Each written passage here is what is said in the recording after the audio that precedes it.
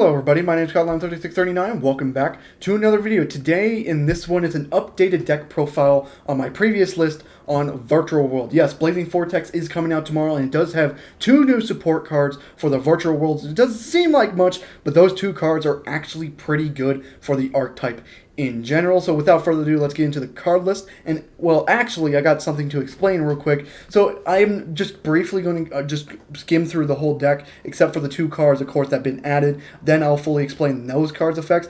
But if you are a new player that does want a full explanation on every single Virtual World card's effect, I'll put my original deck profile in the link in the description down below. That video will explain the entire archetype's effects in full detail, but this video is just to skim through, just get an updated deck profile for the players who are looking for it. So without further ado, let's get into the card list. First things first, we got Virtual World Lulu, just a good searcher for the deck. Again, yeah, this is the best Virtual World deck, or virtual card in the entire deck. You want to see this card without a doubt, and it's a good 3 of. You got your Virtual World GG. Again, it's a 3 of, but it's one of those things you want to see in hand, but it's just another name just to keep cycling through and stuff like that. It has a good end phase effect as well, but again, it's just a good 3 of just to see names. You got your 3 Virtual World Lily. Again, this is just to see more names. It also has that double Foolish Burial, which is pretty good as well. But again, this is just another 3 of just to see names. You got your 3 Lala, which is just another, probably the second best Virtual World in the entire deck. And in Lala, that can Monster Reborn, and Foolish, Monster Reborn, and then it's just amazing just to keep extending with those combos. Then you got the 2 Virtual World Nanian. Again, this is only a 2 of because you don't want to see this in hand necessarily. You don't mind seeing it in hand, but you'd rather see it in a graveyard, get its graveyard effect off. It's pretty good. Now into Virtual World Rabbit Tutu. This is one of the new cards coming out in Blazing Vortex for the Virtual Worlds. So its effect goes, if you control no monsters, or all monsters you control are psychic and or worm monsters, you can normal summon this card without tributing. And if this card is in your graveyard, discard 1 psychic or worm monster in your from your hand, special summon this card from your graveyard as a tuner, but banish it when it leaves the field. Again, so much just extending. You can special summon it from the graveyard. It banishes when it leaves the field, making more Chuche targets. It's absolutely amazing card. It's just a 1 of because it's not good enough to see 2, because you really don't want to see this card in hand because you'd rather see it in its graveyard, get its graveyard effect off. It's one of those things. It's like you don't mind seeing it in hand, but you'd rather see it in graveyard, and you want to keep the deck at 40. So this is just a 1 of. And then for non-Virtual World monsters, you got Psychic Tracker and Psychic Wielder, just to prevent from bricking. Basically, Tracker and Wielder can summon themselves if you control a level 3 monster on field. Tracker is a non-tuner, and Wielder is a tuner. They do have bottom effects that go into the effect of when you synchro summon them with them, but you're really just using them just to get more monsters on field to go into more synchro plays and XYZ plays. Now for the hand traps, you got your 3 Gamma and the 1 Driver, of course. Good, just hand trap. You got your 2 and your 3 Ash Blossoms. That's it for the deck. You don't really, you don't mind seeing the hand traps, but if you're going first, you'd rather see your Virtual World monsters, and that's why you have your most of your hand traps in your side deck. But these 2 are just so good, you'd rather see it in the main as well. That's it for the monsters. Now let's get into the spells and traps. You got your 3 Pot of Desires. Again, just to get that draw 2. You don't mind banishing the 10. You want to keep seeing cards, keep extending, especially since this deck can brick. So yeah, 3 Pot of Desires without a doubt. You got your 3 Qing Long. Again, just another target to in graveyard effect to banish it and search out another Virtual World monster is pretty good. Its on-field effect is lacking, but it's still okay considering it can negate, but it's not a quick effect, which is unfortunate. But again, it's still a pretty good card, especially its graveyard effect. You want to see 3 of. You got your 3 Virtual World City Qualan. Again, this can activate any Virtual World or Virtual World Gate card from the deck immediately, which is basically your Chuche target. Again, you want to see 3 of this without a doubt. It does have bottom effect, but you really don't use its bottom effect that much. Then for the one-ofs, you got one emergency teleport, one monster reborn, and then the one called by the grave. Again, these are just great cards. Emergency teleport can summon your Nanyan or Lulu, depending up to you. Monster reborn just is a monster reborn. I don't think I need to explain that. And then called by the grave. It's weird one-of, but it's good enough just to get around some hand traps like Ash Blossom. Yes, it doesn't go around Gamma or something, but called by the grave, even just the one you'd probably want to see. Maybe if you want to do Upstart Goblin, you can do Upstart instead of called by here. And then for the traps, you got your 3 Chuche, which is so good. It protects your VFD if they try to negate it, except with, like Orange Light or Gamma. Again, pretty good, and now that Droplet can't even stop it because Chuche can get rid of it. Amazing card, amazing fucking card. Yeah, 3 of as well.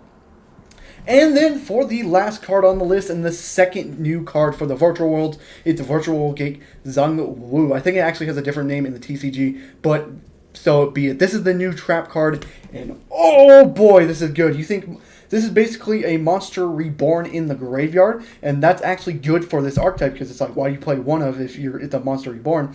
You only want to play one of because, again, when you draw it, it really sucks because it's a top effect during the battle phase. If you control a Virtual World Gate card, you can target one face-up monster on the field, change its battle position.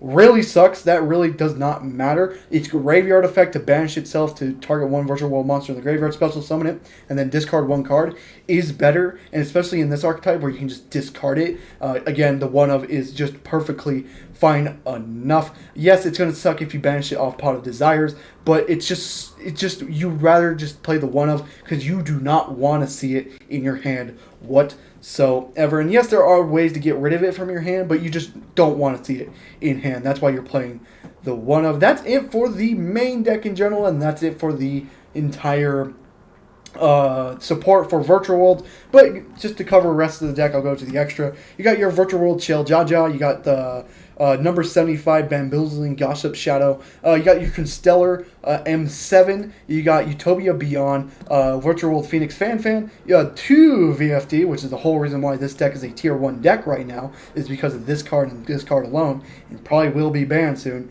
You got your 1 Zeus, again, just because you play the XYZ monsters, you're going to get into Zeus pretty easily. You got your Virtual World Beast Juju, and then you got your Stardust Charge Warrior, your Coral Dragon, Vermilion Dragon Mech Cloud Castle, your Ravenous Croc Dragon, and then your Virtual World Sheen Sheet. Again, that's it for the extra deck. Now into the sides. The sides can be anything. It's really up to you. But in the current meta, I would say advise play 3 Droll and Lockbird against a certain deck called Drytron. 3 Artifact Lancias against Dinos. Ghost Bell just as another good way for hand traps. You got your 3 Forbidden Droplet, again, just for Drytrons or maybe even another Virtual World player if they don't get Chuche. And then 3 Evenly Matched against, just because Evenly Matched is a good card. And if you're going second, this can be a fucking brilliant card. So yeah, that's it for the main deck. Now let's get into the combos with the new Virtual World support. So this is usually a typical hand you're going to see with Virtual World. As you can see, we drew Rabbit. Again, like I said, you'd rather not see it in hand, but it's okay because this is actually perfectly fine. We can normal summon it. So we're going to start off with the Pot of Desires. We're going to banish... Oh, shit. Don't gain life points. Banish 10. Face down. Then we'll get that draw 2. Because, again, we're just assuming we're not playing against negations, and that is fucking brilliant. What did we banish, though? Zhang Wu game banished. Kind of sucks. So that really sucks, but that's okay. So we'll go ahead and activate Quite Long from hand. We'll get the Virtual World Chuchi on field, and then we can kind of just go off from here. You can go your just typical plays, GG, target Chuche, and then banish or send Queen Long to graveyard, then special summon this, of course.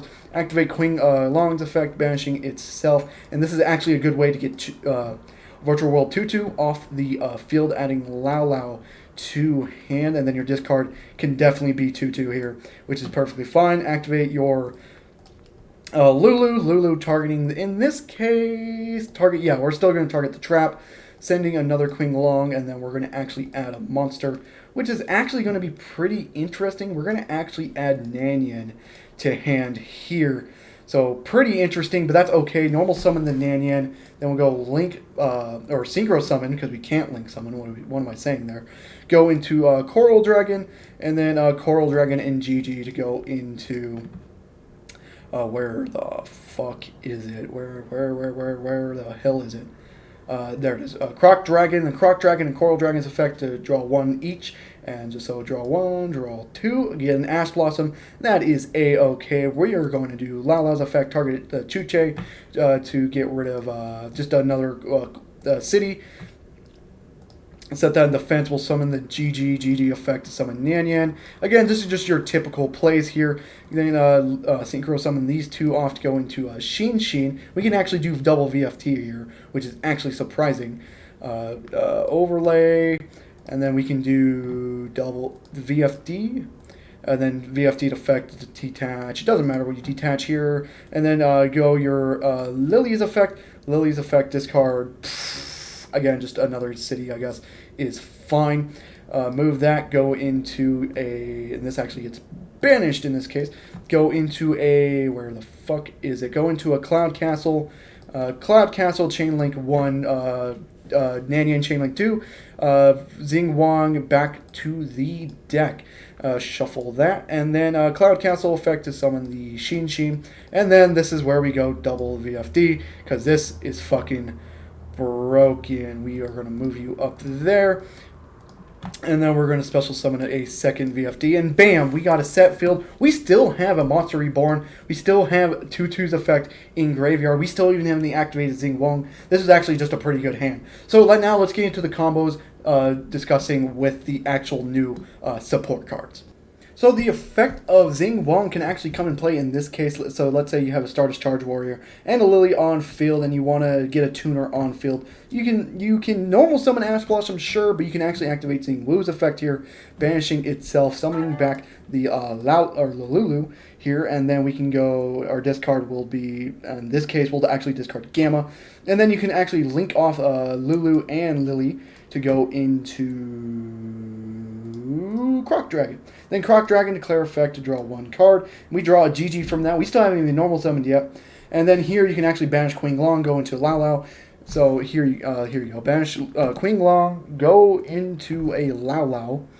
Add Lao to hand. You can discard Called by the Grave in this case. And then Lao's effect will target the Queen Long, send Nyan to graveyard. Send to grave.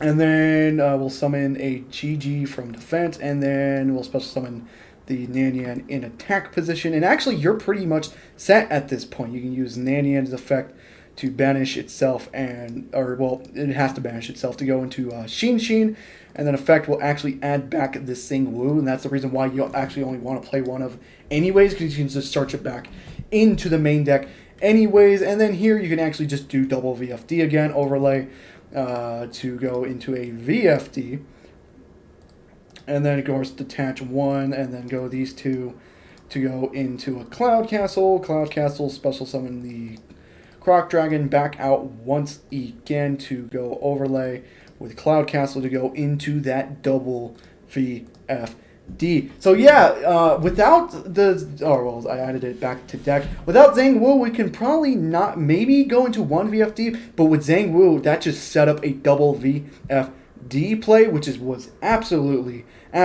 crazy. So yeah, so basically this deck is now pretty much overpowered, because now they can go into double VFD no matter what. They can play through Nibiru with Xing Wu and Tutu as well. Even though I didn't display it in this video, Tutu is still going to be a very good card for the archetype.